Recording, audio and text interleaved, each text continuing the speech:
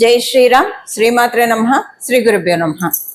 2026 సంవత్సరం జూలై నెల 17వ తారీఖు నుంచి 2026 సంవత్సరం ఆగస్టు 17 వరకు కూడా అత్యంత శుభప్రదమైన గ్రహస్థితి ఖగోళంలో గోచారంలో చోటు చేసుకోబోతుంది.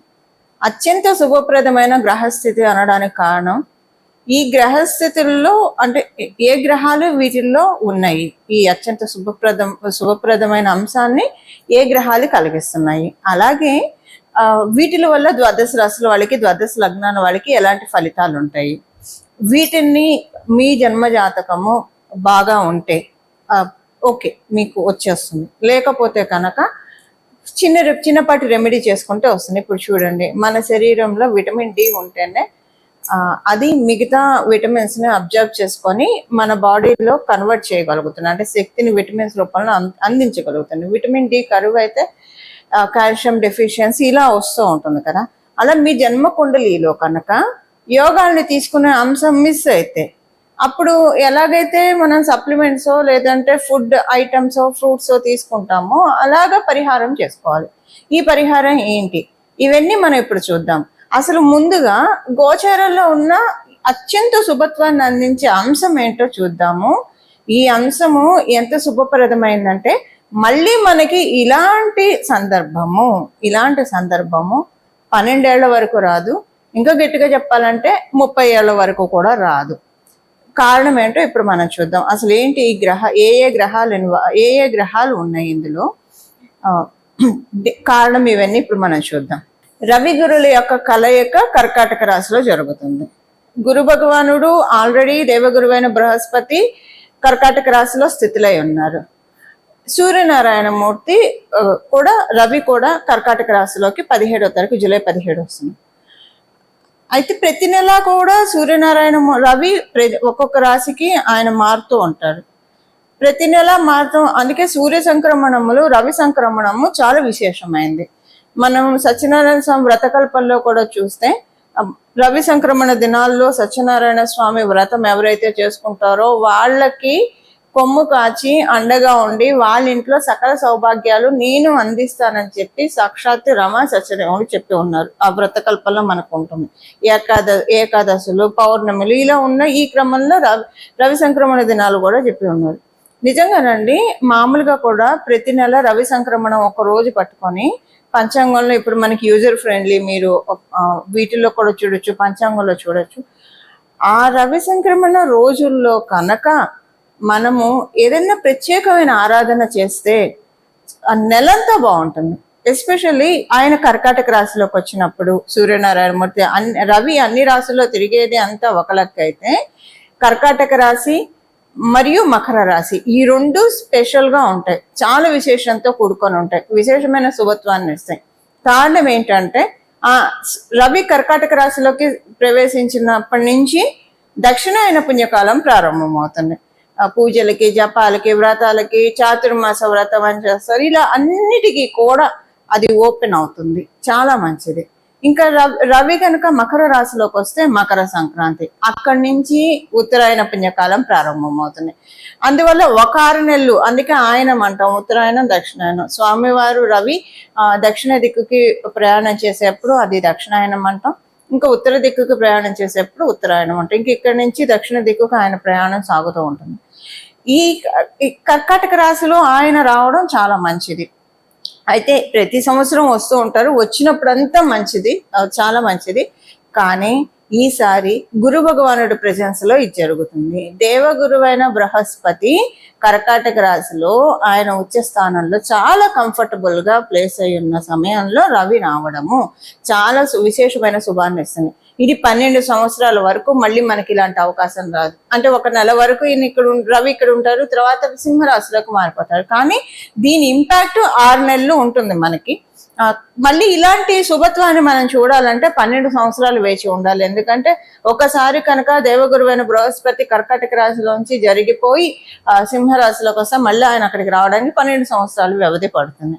ఇంకొక విశేషం ఏంటి, శనేశ్వరుడు కర్మకారకుడైన శనేశ్వరుడు మీనరాశిలో ఉన్నాడు. ఈ మీనరాశికి అధిపతి ఎవరు, దేవగురువైన బృహస్పతి. ఆయన నవమ దృష్టితో మీనరాశి మీద శనేశ్వరుడి మీద దృష్టి పెట్టి ఉన్నారు. ఈ పర్టికులర్ గా ఈ పీరియడ్ లో శనేశ్వరుడు వక్రించి కూడా ఉన్నాడు. ఇది చాలా మంచిది. వక్రించి ఉన్న శనేశ్వరుడు మీనరాశిలో, అంటే వక్రించి ఉంటే ఆయన ఎటువైపు ఆయన పయనం అవుతుంది, సహజ కాలపురుషుడు కుండలీలు లాభస్థానం వైపు ఆయన పయనం అవుతుంది, కుంభరాశి వైపు ఆయన పయనం అవుతుంది. ఈ సమయంలో గురువు అంటేనే జీవకారకుడు, ఆయన శనేశ్వరుడి మీద దృష్టి పెట్టడము. మళ్ళీ ఇలాంటి కాంబినేషన్ మనకి రావాలంటే 30 ఏళ్ళు వెయిట్ చేయాలి.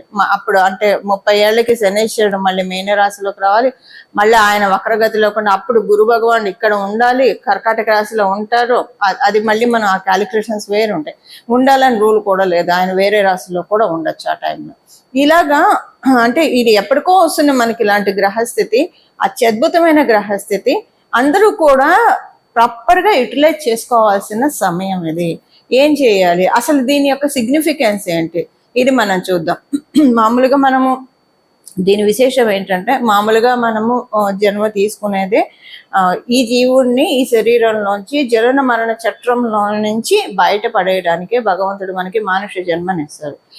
మానుష జన్మ ఇచ్చినప్పుడు గృహస్థాశ్రమ ధర్మంలో ఉన్నప్పుడు మన కర్తవ్యాలు మనం నిర్వహించాలి. డే టు డే లైఫ్ లో మనం చేయాల్సిన పనులు మనం చేయాలి, మన రెస్పాన్సిబిలిటీస్ మనం చూసుకోవాలి.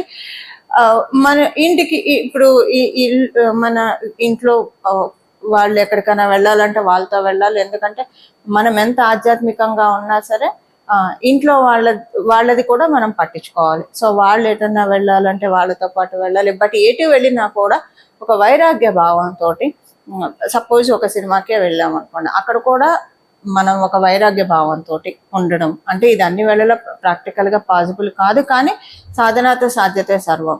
ఇది నా కుటుంబ సభ్యుల కోసం నా బాధ్యతగా నేను చేస్తున్నాను అన్న భావంతో ఏదైనా ఎటు వెళ్ళినా, ఒక గుడికి వెళ్తే మటుకు ఫుల్ డెడికేషన్తో ఉండడము. ఇంకా గుడికి తప్పించి యాత్రా స్థలాలు తప్పించి అన్యమైన ప్రదేశాలకి వెళ్ళాల్సి వస్తే వెళ్ళాల్సి రావాలి, మన బాధ్యత కాబట్టి. కానీ మన దృష్టి అంతా జగన్మాత వైపు, జగన్నాథుడి వైపే ఉంచుకుంటూ అక్కడ మనం బాడీ ప్రెజెంట్, మైండ్ అంతా, మనసు అంతా అమ్మవారి మీద అలా కేంద్రీకరిస్తే కనుక మన జన్మ ధన్యం అవుతుంది.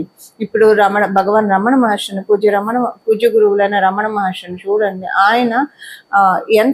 ఆయన జీవిత గాథ చూస్తూ ఉంటే చాలా కళ్ళంబడి నీళ్ళు వస్తూ ఉంటాయి.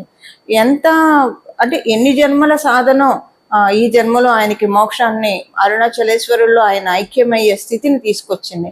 ఇలా మనం కూడా ప్రాక్టీస్ చేయడానికి ఏదో ఒక జన్మలో అందరికీ కటాక్షం దొరుకుతుంది కదా, దొరకదు అనేది లేదు. ఎందుకంటే ఈ జీవాత్మని మనం క్రియేట్ చేయలేదు, ఇందులో ఉన్న జీవుడిని మనం క్రియేట్ చేయలేదు. అసలు మన శరీరమే భగవంతుడు ఇచ్చింది, ఈ జీవాత్మని మనం క్రియేట్ చేయలేదు. భగవంతుడి నుంచి వచ్చిన, పరమాత్ముడి నుంచి వచ్చిన అంశలం మనం అందరం జీవాత్మనం. కాబట్టి ప్రతి ఒక్కళ్ళం అర్హులమే. ఈ జన్మ కాకపోతే వచ్చే జన్మ, ఆపై జన్మ. మనం ఎంత సాధన చేస్తే అంత త్వరితంగా ఈ జనన మరణ చట్రంలోంచి, ఈ బర్త్ సైకిల్లోంచి మనల్ని మనం విడిపించుకోవడం, ఈ బంధనంలోంచి ఈ జీవుడు అనే పక్షిని ఊర్ధ్వలోకాలకి తీసుకెళ్ళడానికి చక్కటి అవకాశం. అంటే ఇది ఆధ్యాత్మికంగా ఇది చాలా ఈ సమయం కలిగిస్తుంది మనకి, 6 నెలలు కలిగిస్తుంది. అయితే అందరికీ ఆధ్యాత్మికంతో కనెక్షన్ ఉండాలని ఉండదు, లౌకికంగా కూడానండి. మంచి ఇది మనకి ఉన్న కష్టాలు ఏవైతే ఉన్నాయో, ఇప్పుడు మనము ఏదన్నా పాపం చేస్తే కష్టపడతాం, పుణ్యం చేస్తే సుఖపడతాం. ఆ రెండు బ్యాలెన్స్, ఆ రెండు కూడా శేషం చేసుకుంటేనే మన సోలు లిబరేషన్ మోడ్లోకి వెళ్తుంది. అంటే జనన మరణ చట్రంలోంచి, బర్త్ సైకిల్ నుంచి బయటపడాలంటే పాపం పుణ్యం రెండు కూడా శేషం చేసుకోవాలి, చేసుకుంటేనే. అలా చేసుకోవడానికి అంటే మనకున్న దుష్కర్మలు ఏవైతే మనం జన్మల నుంచి చేసామో, ఈ జన్మలో తెలిసి చేసిన, తెలియక చేసిన వాటన్నిటినీ తగ్గించుకోవడానికి. అలాగే పుణ్యము, పుణ్యకర్మ పెంచుకోవడానికి. ఈ పుణ్యకర్మ కూడా మనం భగవంతుని వేడుకోవాలి. నేను చేసే ప్రతి పుణ్యకర్మ కూడా మళ్ళీ నిన్ను ధ్యానించే విధంగా నన్ను డైరెక్ట్ చేయి, ఆ పుణ్యాన్ని దానికి ఉపయోగించు. అంటే ప్రశాంతంగా నా జీవనాన్ని నేను సాగిస్తూ నా కుటుంబ బాధ్యతల్ని నేను చూసుకుంటూ ఎక్కడా కూడా నా బాధ్యతల్ని మరవకుండా స్కిప్ చేయకుండా ప్రతి చోట నేను ఉండాల్సిన చోట నేను ఉంటూ నా బాధ్యతల్ని చూస్తూ ఈ బాధ్యతలే పరమావధి, లేదంటే ఈ బంధాలే శాశ్వతం అని ఒక మాయా చట్రంలో కూరుకుపోకుండా స్వామి జగన్మాత జగన్నాథ మహాదేవ నన్ను రక్షించి నువ్వే సత్యము, నిన్ను తెలుసుకోవడమే అసలైన సత్యం. సత్య మార్గం అంటే ఏంటి? భగవంతుని తెలుసుకోవడమే అసలైన సత్యం, భగవంతుని నామస్మరణ చేయడమే అసలైన ధర్మం. వీటిల్లోనే నన్నుంచు, మాయలో పడకుండా నిన్నే ధ్యానించే విధంగా, అంటే ఈ బంధాలు శాశ్వతం అని చెప్పి ఈ మాయా చట్రంలో ఉండకుండా ఏది చేసినా ఒక తామరాకు మీద నీటి బొట్టులాగా బాధ్యతగానే చేసే విధంగా, మొత్తం నా దృష్టి అంతా నా మనసంతా నీ మీదే లగ్నం అయ్యే విధంగా నన్ను కాపాడు పరమాత్మ అని మనం ఎప్పుడు కూడా భగవంతుని వేడుకుంటూ ఉండాలి. అలా వేడుకుంటూ ఉంటే ఏ జన్మకో స్వామివారు అమ్మవారు కరుణించకపోదు, మన సోల్ని మనము లిబరేట్ చేసుకునే స్థితికి వెళ్తుంది. అసలు ఇలా చేస్తూ ఉంటే, ప్రాక్టీస్ చేస్తూ ఉంటే ఇహలోకంలో కూడానండి చాలా కష్టాలు అవే ఆటోమేటిక్గా సాల్వ్ అయిపోతూ ఉంటాయి. ఇది ప్రాక్టికల్గా చూసి చెప్తున్న విషయము. అన్నీ అవే సాల్వ్ అయిపోతూ ఉంటాయి, ఏది పెద్ద కష్టంగా అనిపించదు. శరీరంలో జీవుడు ఉన్నాడు, ఈ శరీరం నాది అన్న భావన ఉన్నప్పుడే ప్రతిదీ మనకు కష్టంగా అనిపిస్తుంది. ఎప్పుడైతే ఈ దేహం నాది కాదు, ఈ మనసు నాది కాదు, ఇందులో జీవుడే నేను అన్న భావనతోటి మనం అన్ని పనులు చేసుకుంటూ వెళ్తాం. భగవద్ ఆదేశానుసారం ఈ శరీరం లభించింది, ముక్తికే వాడాలి, భగవత్ సాధనకే దీన్ని వాడాలన్న చింతనలో ఎప్పుడైతే వెళ్తూ ఉంటామో లౌకికమైన విషయాలన్నీ కూడా చాలా సులభతరం అయిపోతాయి. ప్రతిదీ కూడా మనం సాధించగలుగుతాం. లేకపోతే లౌకికంలో ఉండిపోయి వాళ్ళ గురించి మాట్లాడుకొని వీళ్ళ గురించి మాట్లాడుకొని ఉబ్బుసుపక ఉన్న మాటలు ఇవన్నీ కూడా మన జీవుల్ని ఒక బంధనాల్లో ఉంటాయి. లేదంటే ఈ బంధాలే శాశ్వతం అనుకొని ఈ శరీరమే ఎన్నో మనవంతరాలు గడిచిపోయినాయి, ఎన్నో కల్పాలు గడిచిపోయినాయి. మనం ఎంత చెప్పిన ఒక పిపీల కాలం, ఈ బ్రహ్మాండంలో మన జన్మ ఒక పిపీలకం, చాలా చిన్నది. మళ్ళీ ఈ జన్మ గురించి ఇదే నిజమని ఇదే సత్యమని భ్రమించి ఇదే మాయ, ఇదే దీంట్లోనే కొట్టుకొని వీటికే. కానీ బాధ్యతలు అయితే విస్మరించకూడదు. ఫ్యూచర్ ప్లాన్స్ వేసుకోవాలి.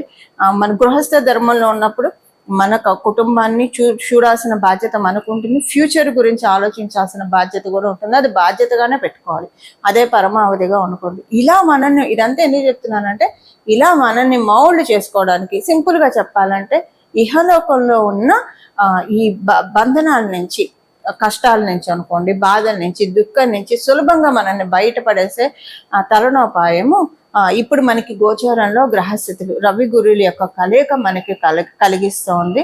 దీన్ని మనందరం కూడా సద్వినియోగం చేద్దాము. ఇప్పుడు ఒక్కొక్క రాశి వాళ్ళకి ఎలా ఉంటుందో చూద్దాము, అలాగే చివరిలో రెమెడీ కూడా మనం చూద్దాం. మేషరాశి మేష లగ్నంలో పుట్టిన వారికి ఫలితాలు ఎలా ఉంటాయి? ఈ 6 నెలలు ఎలాంటి ఫలితాలు ఉంటాయి? మీకు కుటుంబంలో సంతోషం ఉంటుంది, మునిపెన్నడూ లేనంత సంతోషాన్ని ఆనందాన్ని చూస్తారు. కానీ దీనికి పరిహారం కూడా చేసుకుంటే మీ జన్మజాతకం బాగోకపోతే దాన్ని అందిపుచ్చుకోవడానికి అవకాశం ఉంటుంది. కుటుంబంలో చాలా సంతోషంగా ఉంటుంది. తల్లిగారి తరఫు బంధువులతోటి అన్యోన్యత చక్కగా ఉంటుంది. తల్లిగారి ఆరోగ్యం చాలా బాగా ఉంటుంది. మీరు గృహానికి సంబంధించిన ఇబ్బందులు ఏమన్నా ఎదుర్కొంటూ ఉంటే అవన్నీ కూడా వన్ బై వన్ గృహానికి సంబంధించిన ఇబ్బందులు కావచ్చు, గృహంలో ఉన్న వ్యక్తుల వల్ల వచ్చే ఇబ్బందులు కావచ్చు, ఇవన్నీ కూడా వన్ బై వన్ విడిపోతున్నాయి అని అనిపిస్తుంది. ఇది గురు భగవానుడు ఇచ్చే వరము. ఈ మాసం మొత్తం కూడా ఈ ఫలితాన్ని చూస్తారు. పరిహారం చేసుకుంటే కనుక 6 నెలల వరకు కూడా ఈ ఫలితాన్ని చూసుకోవడానికి మీరు అర్హులవుతారు. పరిహారం అంటే ఇప్పుడు చూద్దాం. ఇప్పుడు చేసుకోవాల్సిన పరిహారము నేను మొదటే చెప్పాను. ప్రతిదీ కూడా ఈ రవి సంక్రమణం రోజుల్లో సూర్యనారాయణమూర్తి రవి ఆరాధన, అలాగే ప్రత్యేకమైన దేవీ దేవతల ఆరాధన, జగన్మాత దర్శనం, మహాదేవుని దర్శనం, జగన్నాథుడి దర్శనం, ఎక్కడ ఉంటే అక్కడ విష్ణు ఆలయాలు, శైవ ఆలయాలు, సుబ్రహ్మణ్య స్వామివారి ఆలయాలు, జగన్మాత ఆలయాన్ని దర్శించడం వల్ల ఆ రోజు మనం చేసేది మంచి ఫలాలను అందిస్తుంది.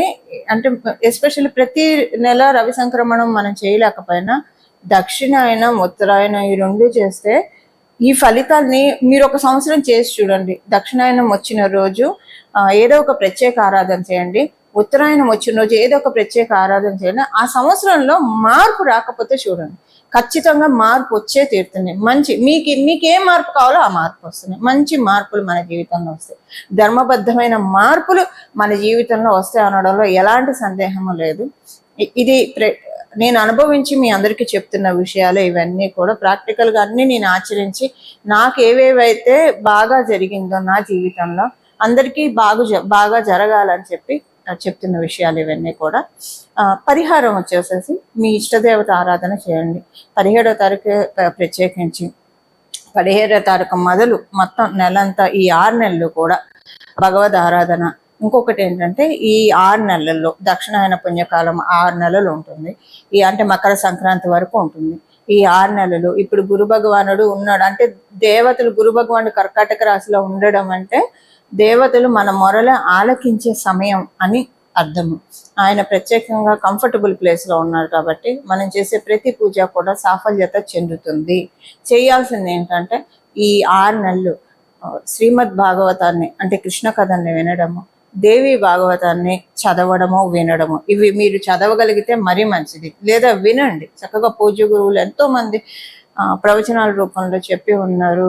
పూజ్య గురువులు వడ్డిపర్తి పద్మాకర్ గురువు గారు, చాగంటి గురువు గారు, సామవేద షణ్ముఖ శర్మ గారు, చాలా మంది పూజ్య గురువులు చెప్పి ఉన్నారు. వినండి లేదా చదవండి, ఏదో ఒకటి చేయండి.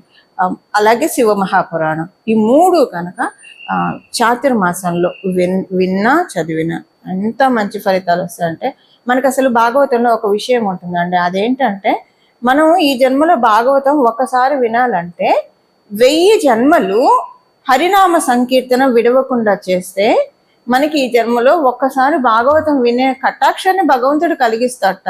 అందుకే మనకి వాగ్గేయకారులు పాటలు ఎంత అనుభవించి రాశారు అనిపిస్తుందండి. వినరు భాగ్యము విష్ణు కదా, ఎంత నిజం కదా, సో ట్రూ అనిపిస్తుంది. ఎంతో భాగ్యం ఉంటే తప్పించి మనము స్వామివారి కథల్ని లీలల్ని తెలుసుకునే భాగ్యం కూడా మనకి కలగదు. ఈ వీడియో ఎవరెవరైతే చూస్తున్నారో వాళ్ళకి జగన్మాత ఆశీస్సులు, మహాదేవుని ఆశీస్సులు, జగన్నాథుడి ఆశీస్సులు పరిపూర్ణంగా ఉన్న వాళ్ళందరికీ వీడియో చేరుతుంది. అందరూ చూస్తారు. తెలుసుకోండి, భగవంతుడి గురించి తెలుసుకోండి. 1000 జన్మలు మనం ఏదో పుణ్యం విష్ణునామ సంకీర్తన చేస్తే ఒక జన్మలో ఆయన కథల్ని వినే భాగ్యం మనకి కలుగుతుందంటే అది ఎంత విశేషమైన పుణ్యప్రదం చెప్పండి. ఇలా నేను ప్రతి సంవత్సరం గత 7-8 సంవత్సరాలుగా చేస్తూ వస్తున్నది నేను మీకు చెప్తున్నా. ప్రతి సంవత్సరం కూడా నేను భాగవతం చాతుర్మాసంలో చదువుతాను, వింటాను కూడా, 2 చేస్తాను. నా జీవితంలో ఎన్నో మార్పులు వచ్చాయి. నాకు అనిపిస్తుంది 1000 జన్మలు చేస్తే ఒక్కసారి వింటారంటే ఈ జీవుడు ఎంత పుణ్యం చేసుకుందో, ఈ శరీరంలో ఉన్న ఈ జీవుడు పదే అవకాశం, స్వామి ఎంత అవ్యాజ కరుణామూర్తి అవకాశం కల్పిస్తున్నారు అన్న ఒక ఆనంద బాష్పాలు అయితే ఖచ్చితంగా ప్రతిసారి విన్నప్పుడు వస్తాయి. మీరు వినండి, అది అనుభూతి చెందుతారండి. ఎంత స్వామి ఎంత కరుణ అంటే చదవండి, వినండి, మంచి మార్పులు మీ జీవితంలో చూస్తారు. ఇది సత్యం సత్యం సత్యం. ఇందులో రవ్వంత అతిశయోక్తి కూడా లేదు. ఇంతే సింపుల్ పరిహారము. ఇది ఏంటంటే ప్రతిసారి విన్నప్పుడు అదొక తన్మయత్వం, కానీ మనసు పూర్తిగా లగ్నం చేసి వినాలి. మన శరీరం ఇక్కడ పెట్టాం, చెవులు ఏదో ఆలకిస్తున్నాయి, మన మనసు చెవులైతే ఆలకిస్తూనే ఉంటాయి కానీ మనసు ఎటో పోతూ ఉంటుంది. అలా విన్నా ఎంతో అంత ఫలితం అయితే వస్తుంది. అలా కాకుండా ఒక పరిపూర్తి, ఇప్పుడు అంటే ఎవరి గురించి ఎవరైనా ఏదైనా చెప్తుంటే ఎంత శ్రద్ధగా వింటారు, లేదా ఏదైనా ఒక విషయం, ఒక ఇంట్రెస్టింగ్ టాపిక్ ఉంటే ఎంత శ్రద్ధగా వింటాం. అన్నిటికంటే రెట్టింపు శ్రద్ధతోటి దీన్ని వినాలి లేదా చదవాలి, అంత కాన్సన్ట్రేటెడ్గా చదవాలి లేదా వినాలి. చూడండి ఎంత మంచి మార్పు మీ జీవితంలో వస్తుందో. ఇది విష్ణుమూర్తి అలాగే జగన్మాత మహాదేవుడి కృపతో జరిగే సంకల్పము. ఇది అంత తేలిగ్గా రాదండి. మనందరం కూడా దీన్ని సద్వినియోగం చేసుకోవాలి. మీరందరూ కూడా భగవద్ బంధువులే, అందరూ కూడా దీన్ని ఆత్మ బంధువుల దీన్ని మీరందరూ కూడా వినియోగించుకొని మీ జీవితాల్లో సన్మంగళాన్ని ఆహ్వానిస్తారని చెప్పి మనస్ఫూర్తిగా మన జీవితాల్లో సన్మంగళాలు జరగాలని చెప్పి జగన్మాతని, మహాదేవుణ్ణి, అలాగే జగన్నాథుడు శిరస్సు ఉంచి శరణు వేడుతూ మంగళం. నమో భగవతే వాసుదేవాయ.